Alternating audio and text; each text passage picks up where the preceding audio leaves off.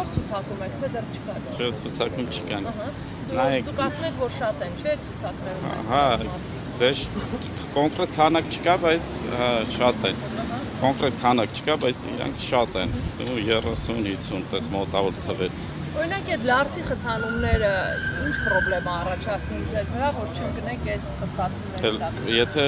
խցանում է, մարդիկ սպասում են, այդ սպասելու ընթացքում էլ օրերը անցնում է։ Այսինքն հենց մտակ Ռուսաստանի սահման, լարսը անցավ, թե հետ գալուց ճանապարհներին սպասում են մինչև իրենց հերթը գա 10 օր, 15 օր անցնում է, 3 օր։ Նայեք ժողովուրդ, մենք ոնց որ գնում ենք մեր աշխատանքը, բոլորս էթում ենք աշխատանք, աշխատասենյակ ունենք, այդտեղ աշխատում ենք։ Մեր աշխատասենյակը մեր ավտոյի խցիկն է։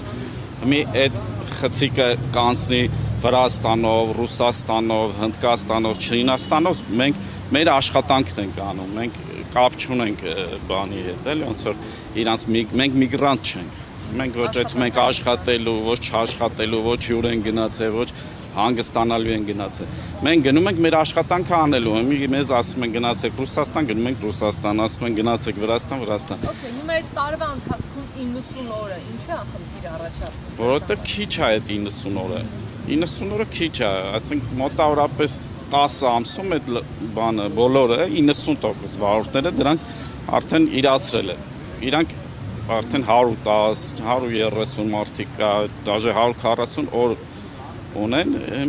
էդի խնդիր է իրանց համար։ Արդեն իրանց ոնց որ բան են արել, վտարելու են ընդեղից, իրանք չկարենան գնան ու էդի ընդհանուր ազդելու է մեր տնտեսության վրա։ Նու մենակ այդ հարցը մեզ չի վերաբերում, մեր երկրի տնտեսությանը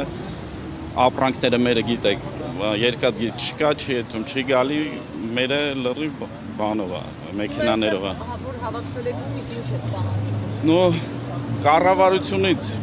իհարկե պետք է իրանք պահանջենք, որ այդ հարցին լուծում տան, նախադեպը կա Ղազախստանի, որ իրանք ինչ-որ մեղմացուցիչ կամ չգիտեմ ինչ որոշում ունեն, որ չեն